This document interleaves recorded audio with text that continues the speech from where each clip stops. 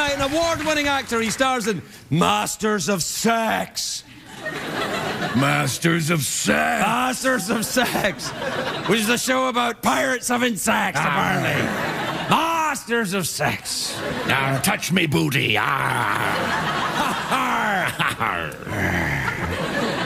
You get without what you put in. Yeah. Yeah, man. Yeah. Second season of Masters of Sex premieres July the 13th on Showtime. Take a look at this. I have now also turned into you.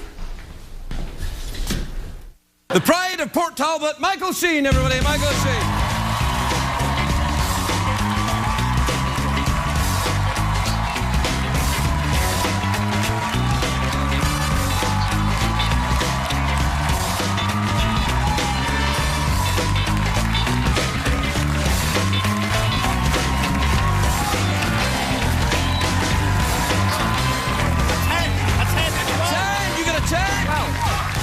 I'm very upset. They gave you a 10 as well as the 10 they gave me, Michael. I'd say that was a 12. Wait, was it? Well, you know, if you see a 12, maybe that's what it is. Have you made these seats higher than... They are a little... I'm basically swinging my legs here. I can't... No, I think what it is you've developed a new system of sitting further back on the seat Do you think than that's you what used it to. is? Yeah. I like to relax. Or maybe your legs are getting shorter. Maybe I am. That's not a thing. You know what? It looks like that, though, as you get older. You'll find this out. You're younger than me. But I've noticed that my legs look shorter because my testicles are descending. Or maybe your eyes are receding. My eyes are... further away. Maybe they're connected. As they go down, they get sucked in by, like... So all I'd have to do is pull my eyes forward and everything would come back up. It's like the cheapest facelift in the world. Just pull your eyes out. Pull your eyes out and you'll get a bit of scrotal plumping. Yeah. Do you worry about... I used to know a lad called Scrotal plumping? Yeah. Scrotal plumping is what we used to do in the summer holidays. That's right. Oh, boy. Yeah. Anyway, you get naked a lot in this show, my friend. A fair bit, anyway. Yeah. There's nothing like knowing that on Monday morning you're going to be standing there naked in front of a crew of hairy men to motivate you to get to the gym. That's the dream job, man. And by gym, I mean... the man I keep running. Yes, yeah, of course. Yeah, no, you have to be very careful. You have to watch what you eat and do all that stuff. It's dreadful. You should do a talk show. It's much easier. It's like torture, because when you're doing the show, they have a thing called craft service, which is where they keep every delectable food known to man waiting for you. At any point in the day, you can eat it. And so the torture is they leave all that out there, donuts and, you know... Oh, say that again. Say that again. Donuts. Oh, donuts, yeah. And cupcakes. Cupcakes are hard. Booty. And they leave all that out there, and then you want to eat it all, and then you remember, oh yes, I've got to be standing naked in front of you all masturbating by Monday.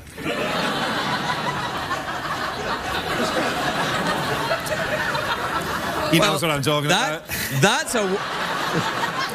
a workout video that I'd like to see. But there has to be you get a time lapse. Like if you're going to shoot a naked scene, you can eat the donut because you've got time before the donut molecules turn to fat. It doesn't just, you don't just eat, you know, it's like, no, when I eat donuts, it is immediately, really? Yes. Instant. Well. The eyes come out, the feet come up, the testicles descend. Yeah, the whole thing. That's not donuts. See, when you said craft services, I thought you were going to say Kraft Work, the seminal German electronic band. Now, here's a question. On the opening theme tune of this, and you're singing the song of this show, yes. Why do you go London all of a sudden? Well, I enjoy that. It's because I like doing that. It's because I loved David Bowie when I still love David Bowie. And David Bowie goes, oh, he soaks like that and sings like... Because they wanted David Bowie to be Tommy Steele when he started out. Yeah. Tommy Steele was a kind of, I hear company... Half a 6 foot. Yeah, exactly, yeah. And, David Bowie used to sing like, very like Anthony Newley. Yeah, that's right, he would say things are coming down. But what's your favourite David Bowie period? Is it Labyrinth in the Elf King? No, man, no. Twilight off, my friend. No. For me, it has to be, I think, the Thin White Duke. Thin White Duke. Dude, just like a little bit after... after Ziggy? Ziggy, yeah, when he's a little kind of, this is me in America. And the thing comes down and he comes out of the skull and oh my... yeah. What's your favourite David Bowie period, then? When he stopped taking drugs. So it hasn't happened yet. Yeah. No, I don't think he's a big. But then he birthday went all kind of like blonde-haired and tanned and let's dance. Oh yeah, that. Yeah. Did you like that? I wasn't so sure about that. I loved the makeup across the face, Ziggy, and the no eyebrows and all that. Aladdin Sane. Do you ever shave your eyebrows off? I did a film called Tron. Oh yeah, Sequel to Tron. And I sort of based that character on Ziggy. So I had no eyebrows in that and white hair and all that kind of stuff. Did you notice that when you had no eyebrows, when you weren't wearing makeup, that people thought you were surprised all the time? Yeah, they thought I was a very strange alien coming. Well, it's a very odd look. I did it once myself. I wasn't in a film, but I was going. But I had planned on going to see one later, and so I shaved my eyebrows off. When I was at drama school, because this is what the sort of thing that people do when they're at drama school, I shaved all my hair off. Right. For a play that we were doing at school. And it was only then that I discovered I have a totally flat head at the back. Do you really? Yeah, terrible. Let me see. I know how special... I have special haircuts. Really? To allow for more hair at the back because my head is so flat at the back. Is that because when you were a baby you lay like that? It was because my mother used to tell me to shut up by banging my head against the table like that, I think. No, she didn't. She didn't do that. She didn't do that. I mean, he is Welsh, but he's joking. Yeah. No, I have no idea. Maybe, I don't know, maybe there was like a forceps situation going on and I don't know, but I have a flat head. I think it's maybe just genetic. Some people are, cursed with the shelf, like... Yeah. It looks very good, actually. As I look at it now, it's very noble looking. Thank you very much. Yeah, I knew you'd be all right. But what I did was, in order to not look stupid with a flat, shaved head, I decided to wear... an old, battered top hat instead. Because I was at drama school. Oh, yes, of course. And so I wore an old, battered top hat and a three-piece tweed suit. And I would walk into shops and go, I will have... Oh, this is not on stage. This is just walking around. Whilst you horse's ass. I know. Just awful. Oh God, yeah, I've done some. I went through a phase of dressing up like a vicar.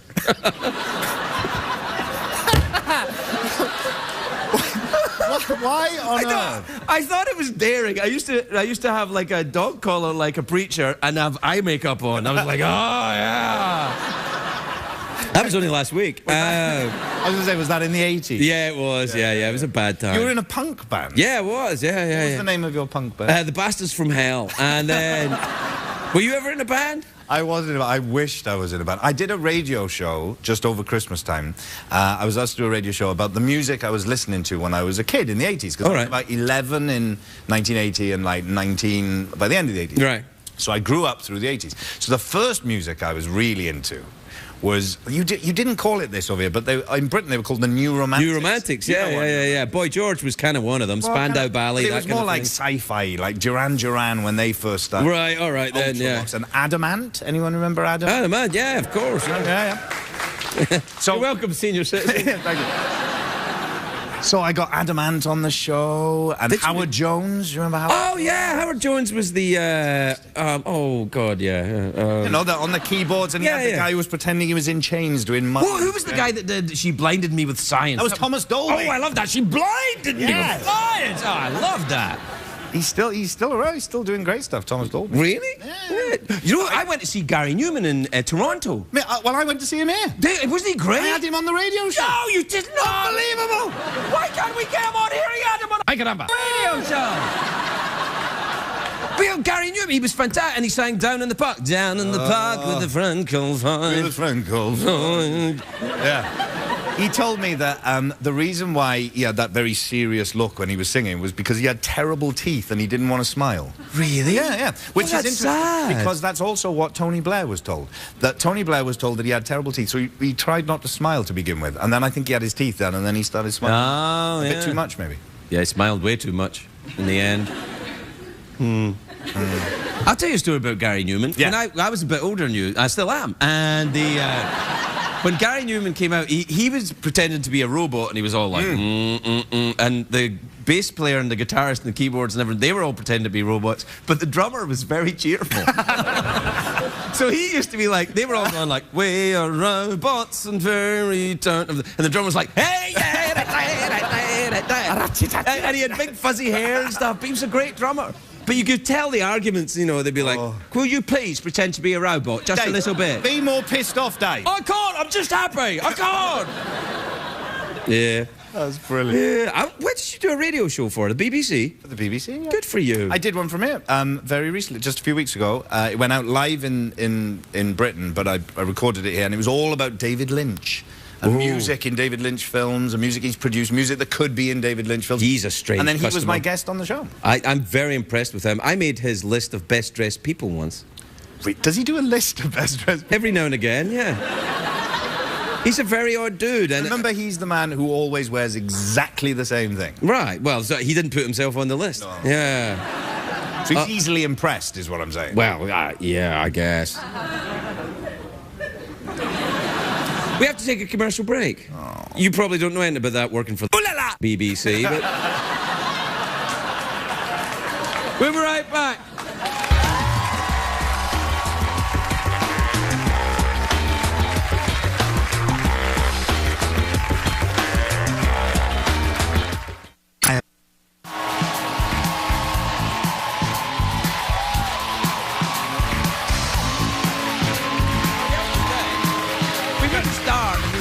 Welcome back, everybody. I'm here with Martin Sheen, who just asked me, oh, you're starting again. Should I leave? No, you can stay. All right, Tom. Your trousers are very shiny. Thank you. Is that on purpose, or are they old? They're just very old. No, they are shiny on purpose. They're very good. Yeah, They look like leather, Yeah. but without the discomfort. Some of us wear leather for that discomfort. With less... Ay, caramba! going on. Is that not a... Crikey! Is that a word? No. Chafing. Less Chafing, yeah. But let's take a step back and look at the word strudel. Where does that come from? Isn't what dogs do to your leg when they... When they hump it? That's humping. Ooh, humping your leg. I think croissant is perhaps a French-Canadian word. Ah, mais oui. Où est le French Canadien? Dans French Canada. Have you ever been to Montreal? I have. I remember Nice, isn't it? lots of very cobbly streets. Cobbly streets and people going around on bicycles selling onions, Yes, wearing striped T-shirts that's right. and berets. And Charles Aznavour. Charles Aznavour. Oh, no, that's France. That's not. Oh, yeah, that's France. Yeah, sorry. French Canada is poutine. Have you ever had poutine? I had it removed, and it was never poutine again. To be fair, he had a bit more time than I did. Yeah. I like poutine. Do you know what it is? It's sort of like brown goo that gets put on tops of... I think that's unfair to our French-Canadian brothers and sisters. It's French fries with, or as they call them, fries. Mm-hmm. The word French is redondant. You don't need to say French fries if you're ready to speak French. Can you speak French? I can, yeah. Well, suppose we could conduct the rest of the show in French. I would very much like that. You know, sometimes when people can't speak French, and they hear people speaking French, it just sounds like people speaking English with a stupid accent. I hate that. I hate it. I know. I hate those people. Those people are stupid people. I can't go on. No, let's not stop. All right. So, what is your favorite cheese? My favorite cheese is my blue cheese. Blue cheese. Oh, you mean bleu cheese? I don't know what you talk about. Wait, we sound a little Italian all of a sudden. He's getting a little Groucho Marx, I think. Chico Marx. Let's go all over Europe now. Okay, it's time to go to Germany. Oh, no, Dracula. I'm Dracula. We are in Transylvania now. Yes. When I was about 17, I got a job at Wales's first drive-through burger bar. I see. Yes. Now, you're going to see where I'm going with this in a minute. Okay, I'm happy to go with you. I used to have to stand in a little porter cabin thing because they didn't have enough money to have an actual shop. So they just had a little, portable cabin thing at the side of the motorway, freeway, if you're American, the side of the motorway. Many of these people are American. Yeah.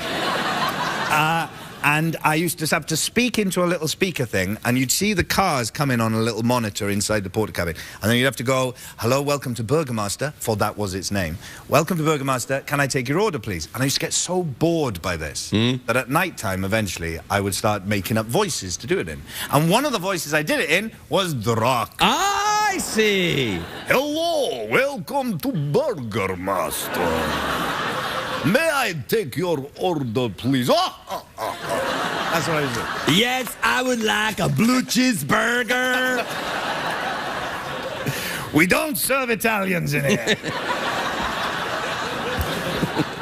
No, you don't serve Italians. You're a racist. You're a racist Dracula. Wales' first racist vampiric burger bar. A racist vampire hamburger. Yeah, that's a... Because there were many normal ones of that. Right. Drive-through racist vampire burger bars. You know, that sounds like something on the Cartoon Network or something, doesn't it? Do you ever watch Adventure Time? No, I've been told about it though. Yes, I've friends. Your daughter watch it? My daughter's watching. Yeah, my oldest boy watches it. It's fantastic. Have you ever? Things have gone crazy ever since SpongeBob SquarePants. Yeah, it's gone mental. But Adventure Time's like it's really good. It's like a story and everything. Yeah, like in my day, it was the cat chased the mouse and they killed each other. That was a cartoon. Yeah. Nowadays, people are having feelings and sorting stuff out. What, stories? Stories. There's the Ice King, his backstory is so sad. Finn and Jake, they... Is that the one with Captain Knuckles? No, that's another one. Who was that one? I think you made that one up. Have I made that up? Captain Knuckles and Tootsie Frutti. And Captain Knuckles, bollocks. Poutine cheese show. Yeah. Big French-Canadian cartoon, very popular with the kids. What's you say poutine, but what's the Irish moonshine called? Isn't that called poutine as well? Poutine. Poutine. Oh, well, of course, there's a massive difference there, isn't there? Well, it's two separate words, for goodness sake. I mean... You're getting mad at me like I've got something to do with it. I just provided you with the information. You're like, well, that's so different. Like, I'm just telling you. But you said it like I was the stupidest person in the world. One's called poutine, the other one's called poutine. What's wrong with you? Of course they're completely different. But what, like, surely there's been terrible... I hate it when we fight. Then you must not argue with me. I can't take this anymore. Michael Sheen, everybody.